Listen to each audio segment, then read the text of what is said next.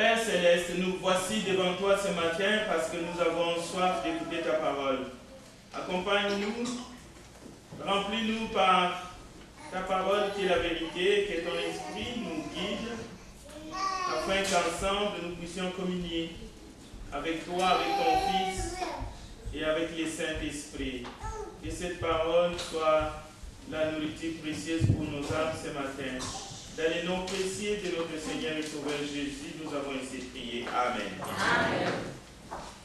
Les textes de ce matin, comme nous venons de les lire, se trouvent dans l'évangile des Jean au chapitre 2, à partir du verset 13 jusqu'au verset 22.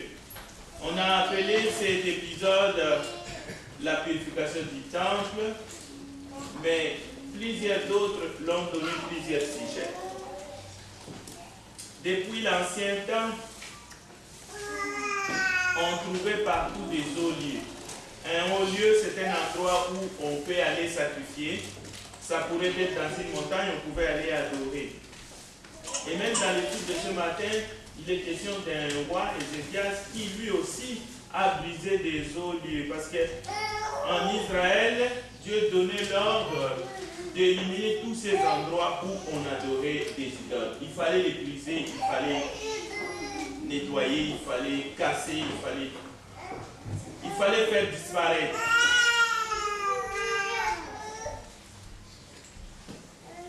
Le problème, c'est que ceux qui adoraient dans ces hauts lieux, lorsqu'il fallait disparaître ces endroits, ils ne voulaient pas. Parce que pour eux, c'était l'endroit idéal pour adorer. Celui qui adore son idole, si vous voulez casser son idole, il ne veut pas.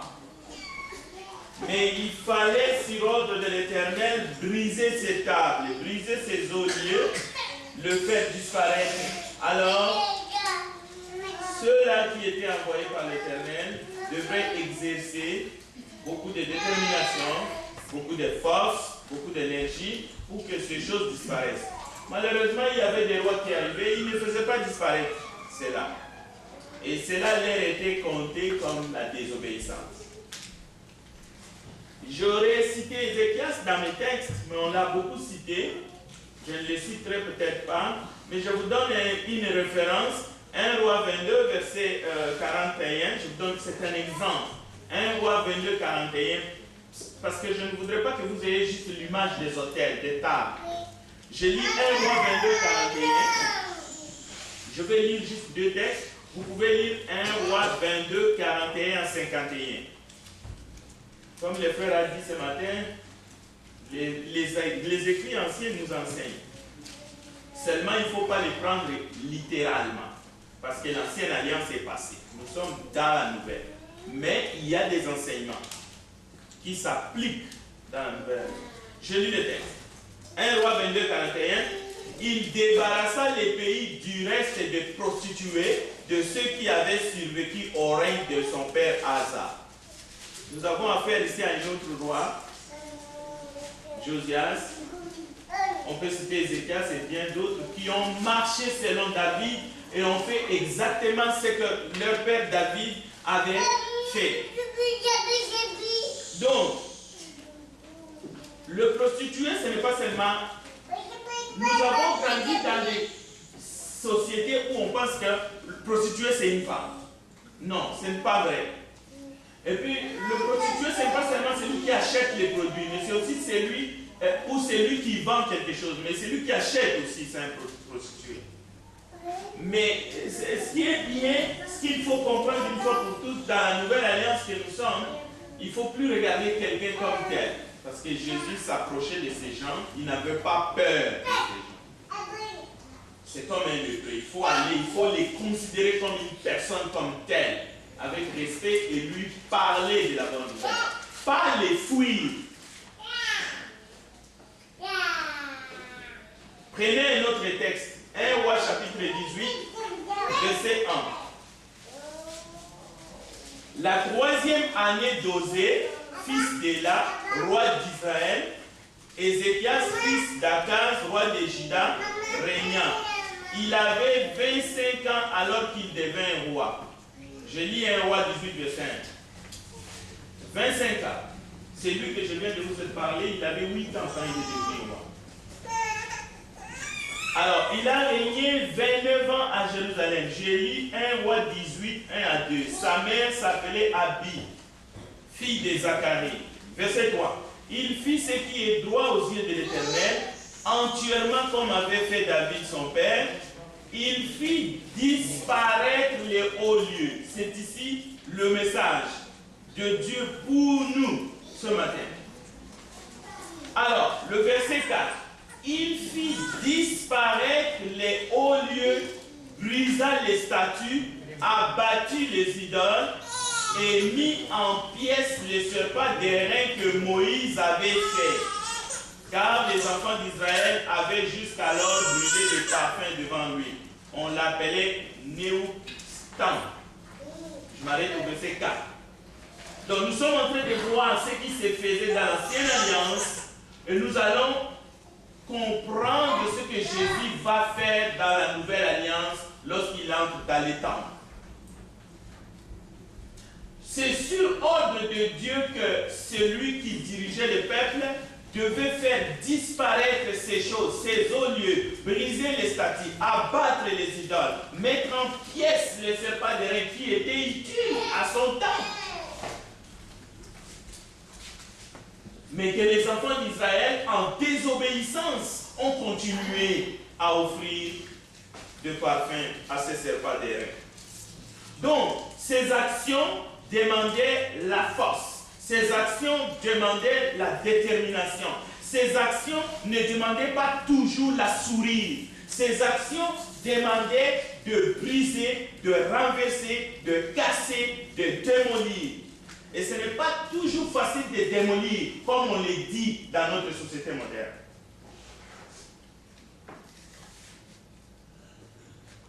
Dieu nous voit. Nous sommes venus adorer. Dieu nous aime. Nous sommes venus se prosterner devant lui ce matin. Nous sommes les sujets même de son amour. Et il veut que nous puissions l'aimer de tout notre cœur. Pourquoi Jésus arrive dans les temples ces jours-là? Est-ce que c'était la première fois que Jésus est arrivé dans les temples? Non. La première fois que Jésus est arrivé dans les temples, il était un bébé. Il était vraiment... On est venu le présenter dans les temples. C'était un nourrisson. Mais il est retourné dans les temples plusieurs fois. À 12 ans, il était dans les temples en train de discuter avec des rabbins, avec des docteurs. Mais il va retourner plusieurs fois dans les temples pour enseigner. Jésus va aller dans les synagogues. Il passait son temps dans les synagogues pour enseigner. Le texte de ce matin me brise le cœur. Pourquoi? Parce qu'ils ont caricaturé Jésus. Ils l'ont pétiré. Ils l'ont montré comme un homme violent, comme quelqu'un. Et ce tableau, on l'a vendu. Dans leur cœur, c'est un mec violent, c'est un homme qui dépasse toutes les bornes. Il vient de commettre l'infamie en Israël. Ils l'ont sacrifié, ils l'ont bombardé, ils l'ont dénaturé. Et pourtant, c'est lui le prince de la paix. C'est lui qui amène le message de la paix. C'est lui qui dit « Mon joug est doux, mon fardeau est léger ». Voilà l'étiquette qu'on lui colle. Jésus a chassé le marchand dans les temples. Quels sont-ils? Peut-on les retrouver aujourd'hui?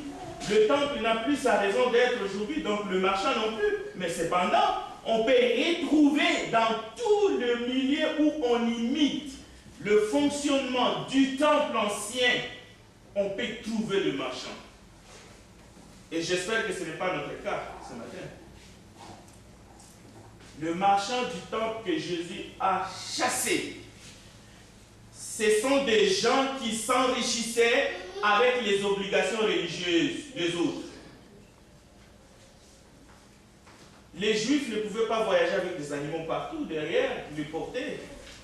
Alors il fallait qu'ils arrivent au temple et qu'ils puissent en acheter pour remplir les obligations religieuses. Alors il y avait des vendeurs, il y avait des changeurs, et même ces changeurs, Jésus les appelle les voleurs.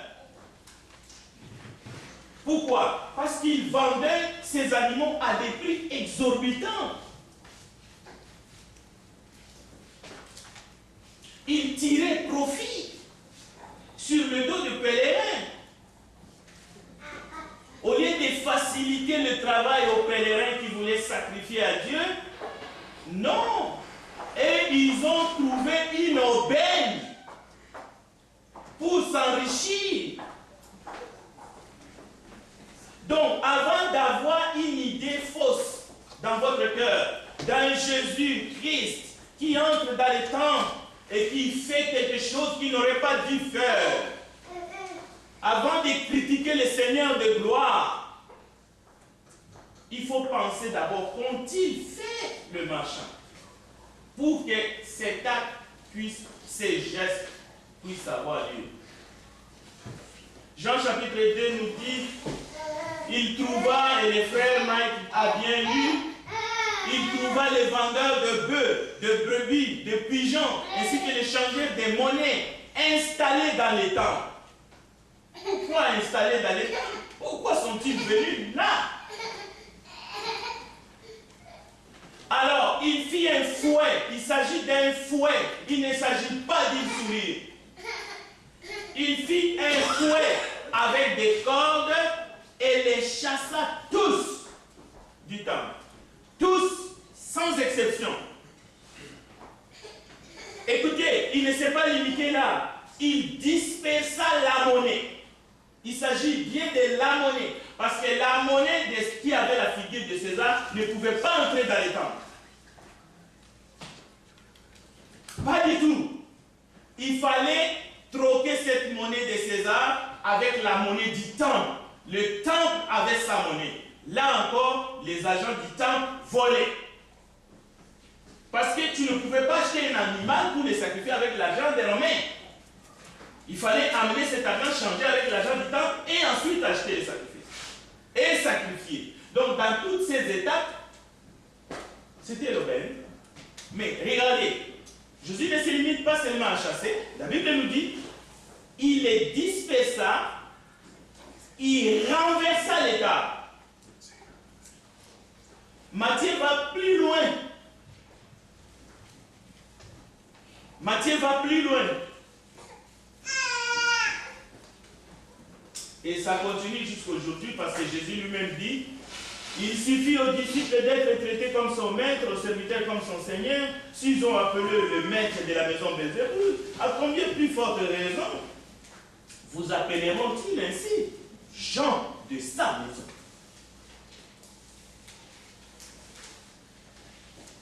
Cherchez dans votre Bible Matthieu chapitre 21, parce que le texte est là aussi. Matthieu chapitre 21. Je vais lire quelques passages. Matthieu chapitre 21, versets 1 à 23. Je vais lire juste...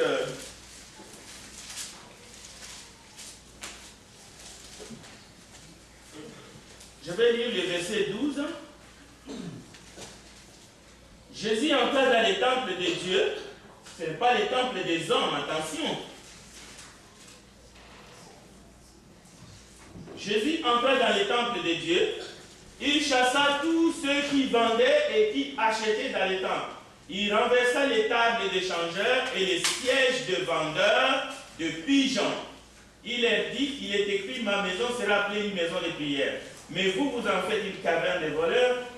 Bon, tout de suite des aveugles et de boiteux s'approchèrent de lui. Et qu'est-ce qu'il fait? Il est guéri. Mais le principal sacrificateur et les scribes furent indignés. C'est ici qu'il y a les problèmes. Ceux qui pensent que Jésus n'a pas le droit de s'indigner, ou tout serviteur de Dieu n'a pas le droit de s'indigner, mais les sacrificateurs et les scribes ont le droit de s'indigner. Et pourquoi ils furent indignés? À la vue de ce que Jésus vient de faire, parce qu'il renverse les tables, il casse les tables, pourquoi ils sont indignés? Écoutez, voici la question. Ils sont aussi indignés, je lis le verset 15, je lis les textes, je ne fais aucun commentaire. Le principal sacrificateur et les scribes furent indignés à la vue des choses merveilleuses qu'il avait faites. Et des enfants qui criaient dans le temple, Hosanna au fils de David, il lui dit, attends ce qu'ils disent. Oui, leur répondit Jésus. Jésus n'est pas en train de dire aux enfants, taisez-vous. N'avez-vous jamais lu ces paroles? Tu as tiré des louanges de la bouche des enfants et de ceux qui sont à la mamelle. Et les ayant laissés, il sortit de la ville pour aller à Béthanie où il passa la nuit. Si vous regardez le verset 23, Jésus s'est rendu dans le temple. Nous sommes dans le même cycle, le même jour. Et pendant qu'il enseignait, les principaux sacrificateurs et les anciens du peuple virent lui dire, par quelle autorité fais-tu ces choses et qui t'a donné cette autorité? Pourquoi tu entres dans les temples, tu renverses les tables, tu chasses le monde? Par quelle autorité fais-tu ces choses et qui t'a donné cette autorité?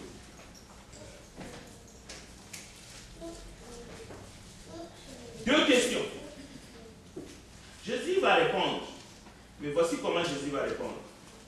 Il suffit de lire la suite du texte, mais on ne lira pas tout. Mais je vous dis, vous pouvez aller les lire au verset 24, 25. Vous avez le texte avec vous. Jésus leur répondit, je vous adresserai aussi une question. Et si vous m'y répondez, je vous dirai par quelle autorité je fais ces choses. Le baptême de Jean, d'où venait-il? Du ciel ou des hommes? Ils raisonnèrent ainsi entre eux. Si nous répondons du ciel, il nous dira pourquoi donc n'avez-vous pas cru en lui? Ils ne croyaient même pas à Jean. Et si nous répondons des hommes, nous avons à craindre la foule, car tous tiennent Jean pour un prophète. Je vous conseille de lire ce texte jusqu'au verset 45, c'est très intéressant. Matthieu 21.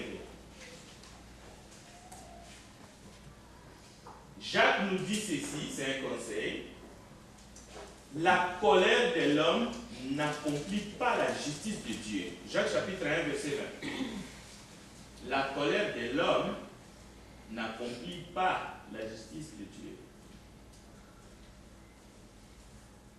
Dans les temps, Jésus est indigné. Jésus n'est pas seulement homme. Il est Dieu. Il ne s'agit pas de nous comparer avec lui, ni de comparer qui que ce soit avec lui. Il ne s'agit pas de justifier nos actions par rapport à Jésus, loin de là. Nous voulons juste comprendre qu'est-ce que la parole de Dieu, où est-ce que la parole de Dieu nous amène.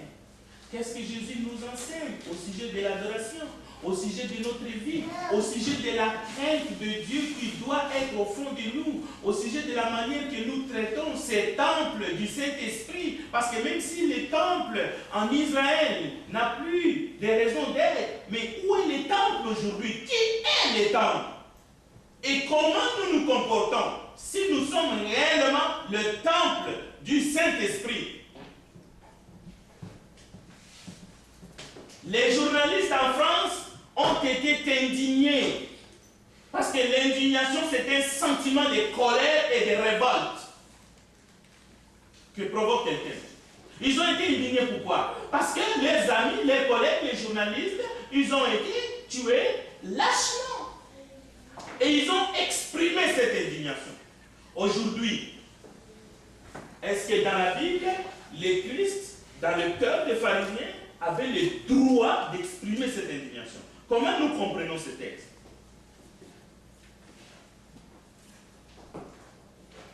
Les fanatiques nous accusent, ils veulent nous modeler d'être d'une certaine façon. Juste des gens qui savent rire. Il n'y a rien qui peut nous indigner. Si vous êtes indigné par quoi que ce soit, vous êtes un méchant, vous êtes un mauvais. Il y a quelqu'un qui a dit, moi je suis Malcolm X. Est-ce que moi je suis Malcolm X? Moi je ne suis pas Malcolm X. C'était sa façon de dire, tu t'indignes trop. Tu n'as pas le droit. Mais dans ma petite vie, je ne lis pas beaucoup. Je ne parle pas, je ne suis pas quelqu'un qui parle beaucoup, en dehors du moment où je prêche. Parfois, je m'étais même volontairement. C'est-à-dire là où je pouvais parler, je sais comment me taire. Romains chapitre 1, verset 18 nous dit ceci. La colère de Dieu se révèle du ciel contre toute impiété et toute injustice des hommes qui retiennent injustement la vérité captive. Donc, si vous prenez Jacques 1,20, la colère de l'homme n'accomplit pas la justice de Dieu. Il faut mettre à côté Romains 1,18. La colère de Dieu se révèle du ciel contre toute impiété et toute injustice des hommes qui retiennent injustement la vérité de Dieu captive. Qu'est-ce que Jésus fait aux docteurs de la loi qui sont venus les questionner? Jésus évite la question? Non. Jésus leur dit, je veux vous poser une question. Si vous répondez à cette question, je vous dirai par quelle autorité j'agis.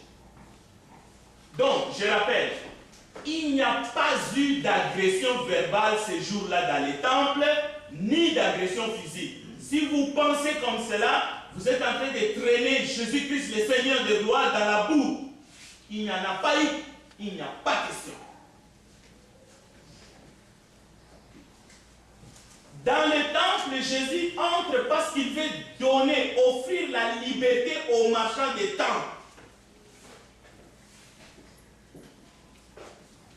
Toutes les photos, toutes les caricatures que vous voyez dans Google, vous pouvez taper Jésus dans le temple.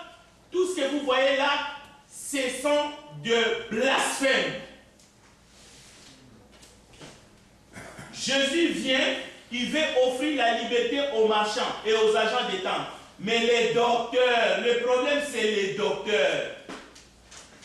Les docteurs veulent savoir par quelle autorité Jésus-Christ fait ces choses. Et ce n'est pas n'importe quel docteur. C'est les docteurs de la loi. L'homme et la femme moderne concluent que Jésus de Nazareth n'avait pas le droit de s'indigner parce qu'il renverse les tables, il prend la chicotte. C'est inadmissible. Cette colère verte, c'est inadmissible sur la place publique. Non. Jésus, spirituellement, son action signifie simplement je suis ce que je suis. Je suis celui qui devrait venir. Je suis le Christ. J'ai l'autorité de faire ce que je suis en train de faire. La parole que je vous transmets ne vient pas de moi. Cette parole vient du Tout-Puissant. Je ne vous parle pas de moi-même. Je vous parle de celui qui est tout-puissant, qui est plus puissant, qui est au-dessus de tous. Jésus devrait venir pour purifier les temples. C'est écrit. Daniel en a parlé.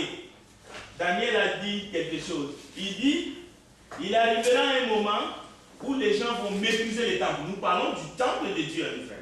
Il arrivera un moment où on fera des choses. Mais le Messie, lorsqu'il viendra, il purifiera les temples. Donc Jésus est en train juste d'accomplir la prophétie. Ce n'est pas un homme violent. Donc la réaction des docteurs et des pharisiens montre qu'ils sont ignorants. Ils sont incapables de comprendre les choses de Dieu. Ils ne comprennent même pas les Écritures. Jésus leur répond par une question, mais il pose deux questions en deux temps. Est-ce qu'ils ont répondu à la question de Jésus?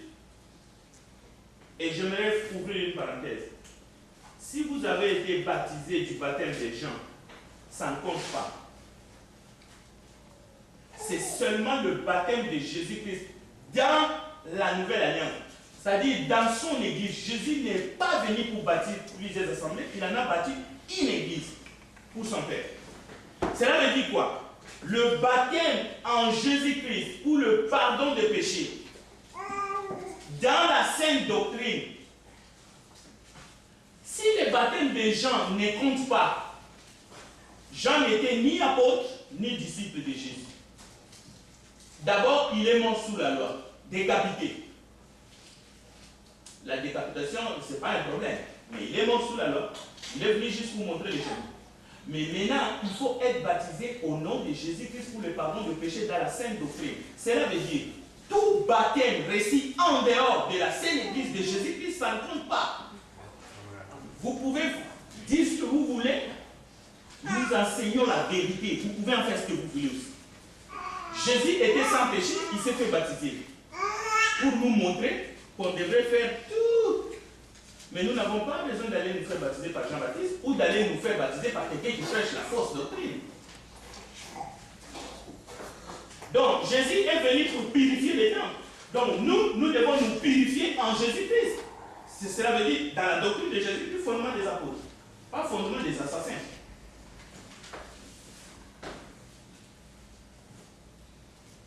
Quelqu'un m'a dit un jour, si tu parles de finances, si tu parles de l'éducation des enfants, si tu touches le mariage, on t'aimera moins dans l'assemblée où tu travailles.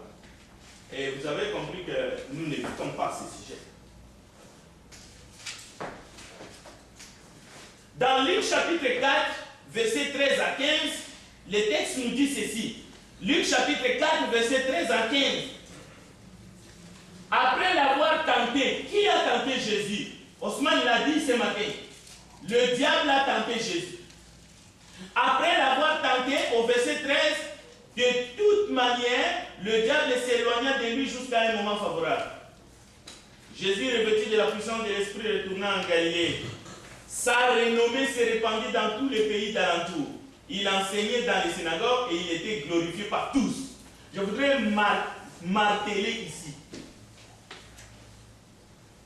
Après avoir été tenté, ok, il a triomphé, il est allé prêcher, il a prêché dans les synagogues. Il a fait des tours dans les temples.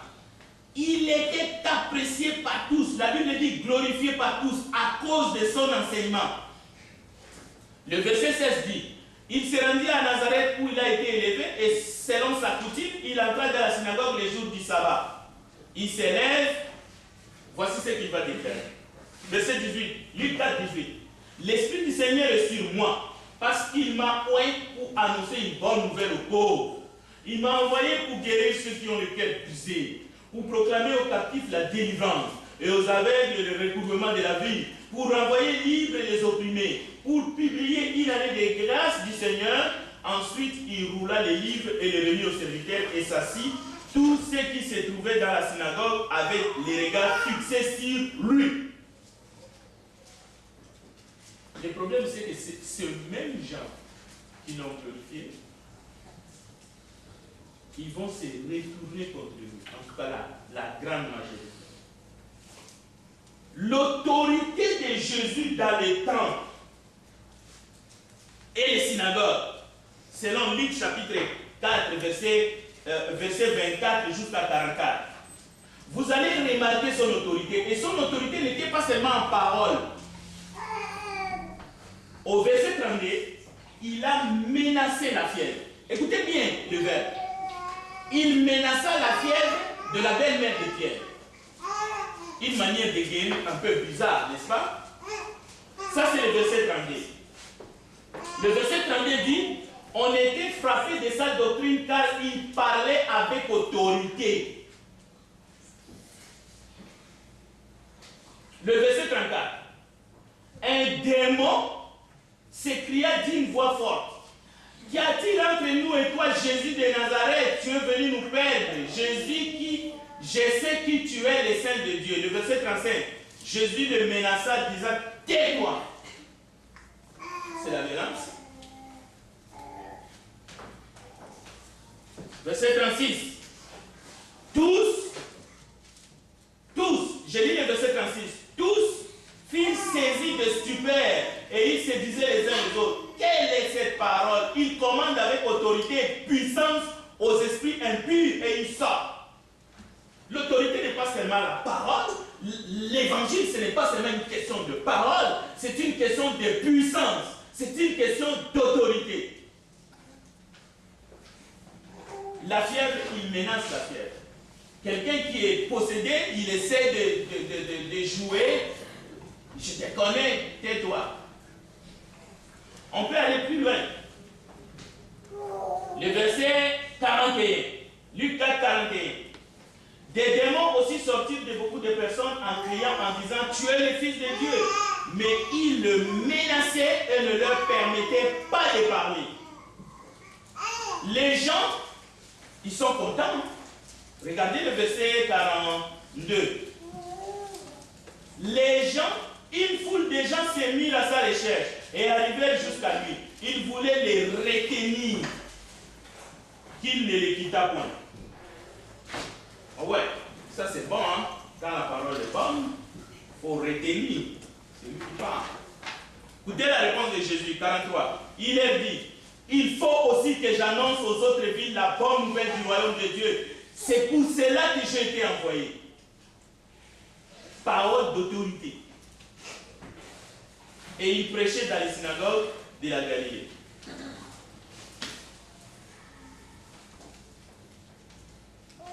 Jésus n'est pas entré dans les temples bien-aimés pour affranchir les pigeons, pour redonner la liberté aux animaux.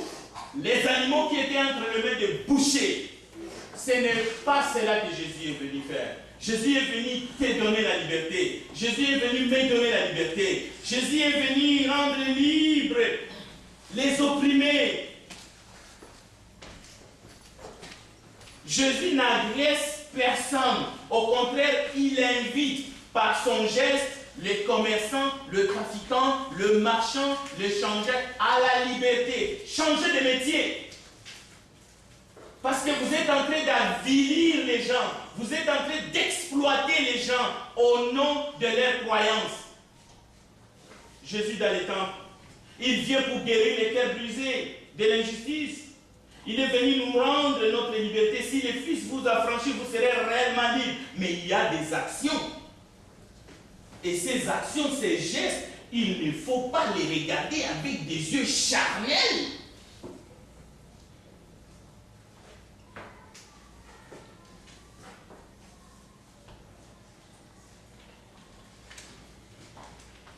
Je terminerai en disant, quand Jésus entre dans la cour du temple, il constate la confusion. Il a mal. Il vit pénible. Il vit d'un bout à l'autre de Pâques rempli d'animaux et les animaux n'ont rien à foutre. Ce n'est pas un problème, au contraire, Dieu a accepté le sang de ces animaux ou le pardon, mais cela n'enlevait pas les péchés.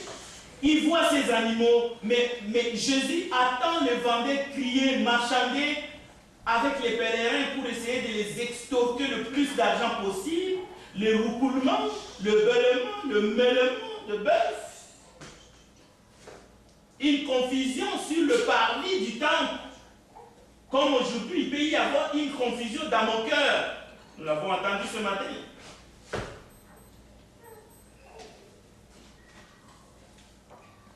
N'est-il pas écrit que ma maison sera appelée une maison de prière pour toutes les nations?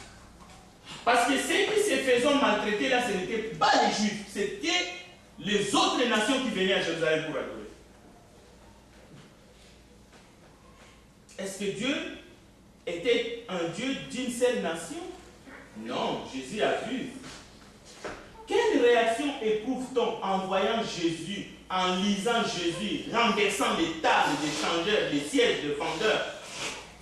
Quelle réaction vous avez?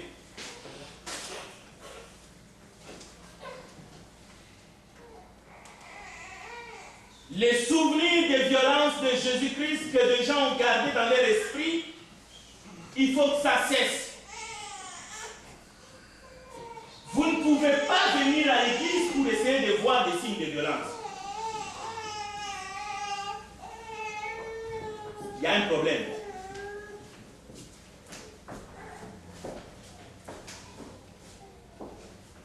Jésus voulait que tous les peuples aient une claire idée de l'amour et de la pureté de son Père céleste.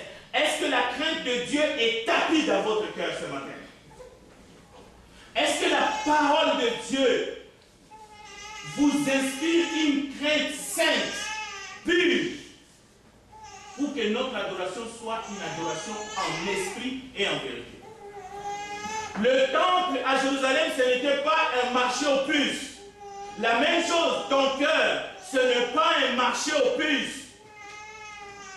L'adoration de Dieu en esprit et en vérité, ça n'a rien à voir avec une sorte de mélange de toutes sortes d'idoles. Non. Si vous êtes en Christ, vous êtes dans un lieu où vous ne pouvez pas faire tout ce que vous voulez. Le sang de Jésus vous purifie de tout péché, oui. Mais cela ne vous donne pas la permission de vivre comme vous voulez. D'ailleurs, Jésus a purifié le temple une seule fois. Mais cela est resté gravé dans les cœurs des gens sur ce monde. Certains ont trouvé l'occasion d'insulter la Bible pour ces gestes. Parce qu'ils ne comprennent rien, c'est des ignorants. Des ignorants, écoutez. Je ne suis pas un docteur. Mais je peux dire que l'ignorance, et ce n'est même pas moi qui dis, Dieu dit, moi je cite, mon peuple périt par manque de connaissances.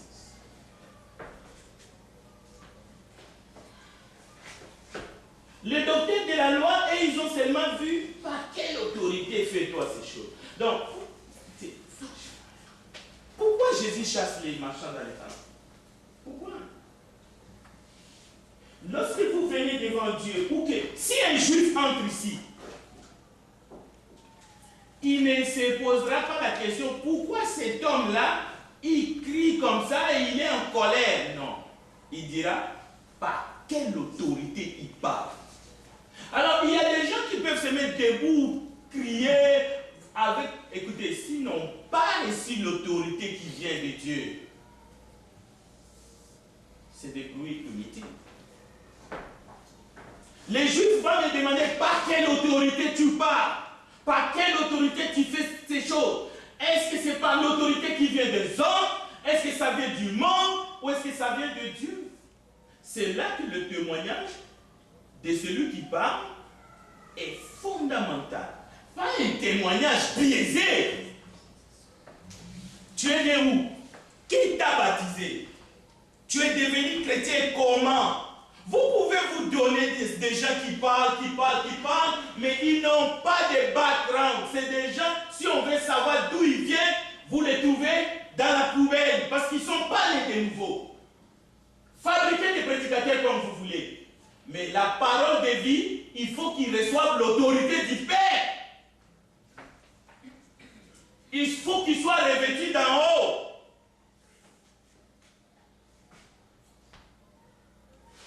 Comment comprendre le sens de ce soi-disant geste violent de Jésus?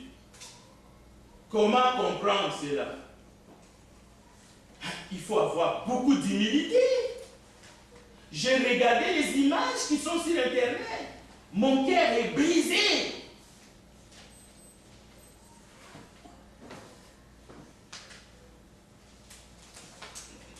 Le seul que nous avons, le seul juste qui n'a point péché, qui est venu nous racheter, on lui a collé l'image de la violence par le monde. Et les panneaux sont partout. Vous allez les.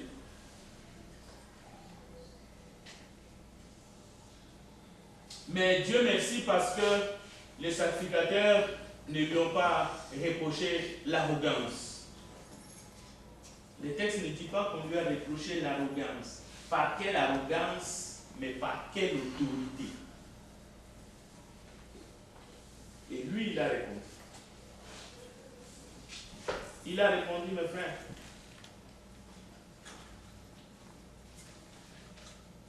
La conclusion que Jésus tire est celle-ci. Matthieu 21, 43. C'est la conclusion de Jésus.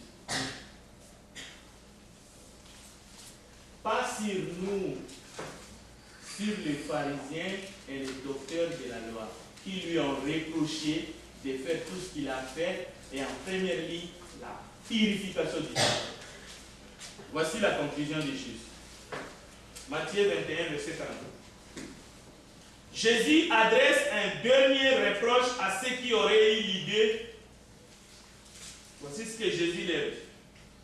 C'est pourquoi je vous l'ai dit, le royaume de Dieu vous sera enlevé et sera donné à une nation qui en rendra les fruits. Celui qui tombera sur cette pierre s'y brisera. Et celui sur qui elle tombera, elle sera écrasée. Après avoir entendu ces paroles, les principaux sacrificateurs et les pharisiens comprirent que c'était d'eux que Jésus parlait. Et ils cherchaient à se saisir de lui, comme d'habitude. Mais ils craignaient la foule parce qu'elle les tenait pour un prophète. Maintenant, est-ce que nous faisons partie de cette nation qui devrait recevoir cette parole et en produire les fruits?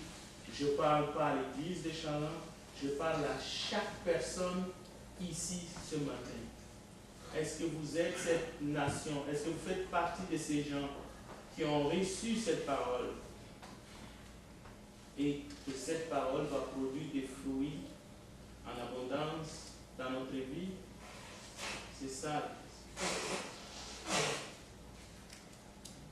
Je prie que Dieu nous aide à avoir une crainte sainte de Dieu dans notre cœur et que nous puissions hériter la vie éternelle avec les sanctifiés.